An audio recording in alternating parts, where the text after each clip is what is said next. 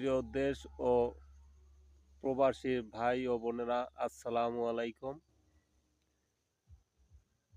আজকের আমি একটা নতুন আমার বাড়ির ভিতরের ক্ষেতে আসছি। এই ক্ষেতটা আমি কোলার জমিতে শশা চারা রোপার আগে এইটা রইছিলাম। তাই এইটা একটা অন্য রকমের একটা ক্ষেত। এই ক্ষেতটা হইল পেঁপে গাছ রইছি আমি। পেঁপে গাছের ভিতরে কিছু জমি ফাঁকা ছিল।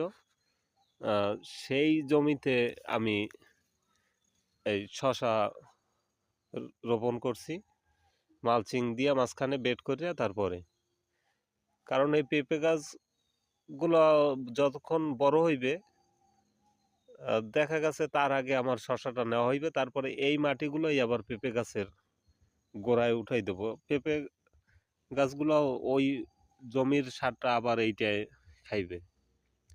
এই জন্য এই পেঁপে গাছ অনেকগুলো, এই জায়গায় 120টা পেঁপে গাছ রোপণ করছি। তার ভিতরে আমি মালচিং এর মাধ্যমে শশা গাছগুলো রোপণ করছি। শশা গাছগুলো আল্লাহর নামে খুব ভালোই বাড়ছে আমার বাড়ির ভিতরের জমিতে। সবাই দোয়া করবেন। আসসালামু আলাইকুম।